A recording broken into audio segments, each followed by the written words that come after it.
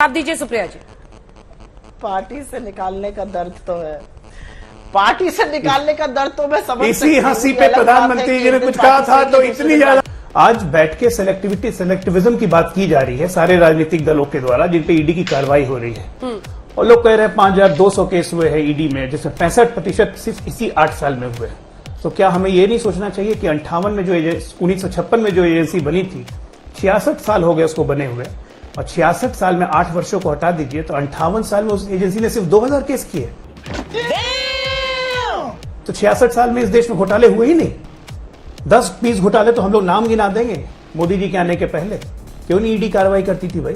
आज अगर ईडी सशक्त हुई है और इसी ईडी ने 8 साल में 1 लाख करोड़ से ज्यादा के एसेट्स और कैश अगर वो सिस्टम में ले आती है तो इसकी ईडी की नाकामी कहेंगे या ईडी की कामयाबी कहेंगे? पहली बात ये। दूसरी बात, आप राजनेता बने हैं तो आपको सर्टिफिकेट नहीं मिल जाता इलेक्शन जीतने के साथ कि आपको भ्रष्टाचार की खुली छूट है। पैसा कहां से आ रहा है भाई? इतना क्यों आ रहा है? क्या देश का युवा नौजवान जिसकी बेरोजगारी पे हम रोज दिन चिंता करते हैं, बढ़ती महंगाई पर चिंता करते हैं, ये नहीं पूछे कि भैया एमएलए बनने का मतलब, एमपी बनने का मतलब इतना पैसा घर में आ जाएगा? क्यों पड़ेगा वो? अच्छा है ना एमएलए एमपी बन जाए। ये कहना है जीरो टॉलरेंस टू करप्शन। मानव जायसवाल 7 दिन लगे ममता बनर्जी को जीरो टॉलरेंस टू करप्शन दिखाने में। 7वें दिन हटाया था। याद कीजिए 22 तारीख को घटना शुरू हुई थी, 29 तारीख को हटाया कैबिनेट से। कुछ लोग तो आज तक कैबिनेट में बने हुए नहीं हटे। महाराष्ट्र में कांग्रेस याद होगा, कभी कैबिनेट से नहीं हटे, जेल चले गए थे। आपका देख लीजिए दिल्ली में अभी तक कैबिनेट मंत्री हैं सत्येंद्र जैन। तो ये एक पर एक उदाहरण है। भारतीय जनता पार्टी के बारे में लोग कहते हैं कि बंगारू लक्ष्मण, तो बंगारू लक्ष्मण को भारतीय जनता पार्टी ने हटा भी दिया, वो जेल भी गए। मैं आज सबसे इन लोग से पूछना चाहूंगा कि कल को मान लीजिए जिन जिन नेताओं पर केस चल रहा है वो अगर जेल चले गए, पार्टी से निकालेंगे? बोल दें आज कि हाँ ठीक है, अगर कोर्ट कन्विक्ट कर देगी तो हम पार्टी से निकाल देंगे। कोई बोलने की हिम्मत नहीं जुटाएगा।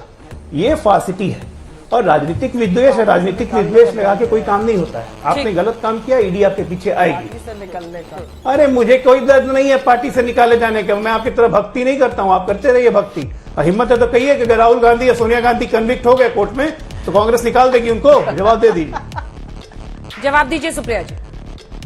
पार्टी से निकालने का दर्द तो है, पार्टी से निकालने का दर्द तो मैं समझ इसी हंसी पे प्रधानमंत्री जी ने कुछ कहा था तो इतनी ज्यादा चिड़ मची थी, है ना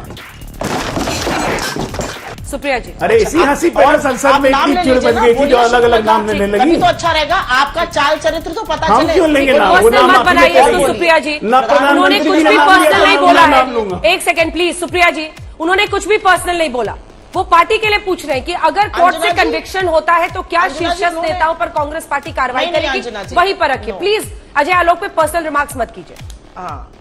अंजना जी नहीं, अंजना जी जस्ट फॉर योर इन्फॉर्मेशन, उन्होंने पर्सनल बनाया। उन्होंने कहा इसी हंसी के लिए प्रधानमंत्री जी ने कहा था संसद में वो रेणुका चौधरी की बात कर रहे हैं। आपको लगता है वो पर्सनल नहीं है? एज अ पैनलिस्ट मुझे लगता है पर्सनल है। मैं इस पर विरोध दर्ज करना चाहती हूँ। मेरा अरे आप तो पर्सनल और non personal please Ajay ji, Ajay ji best topic पे रखिए प्लीज। आपको तो शौक अजय जी, माफ है। अजय जी, अजय ठीक है, ठीक है अजय। खत्म, bye bye, tata, goodbye, गया।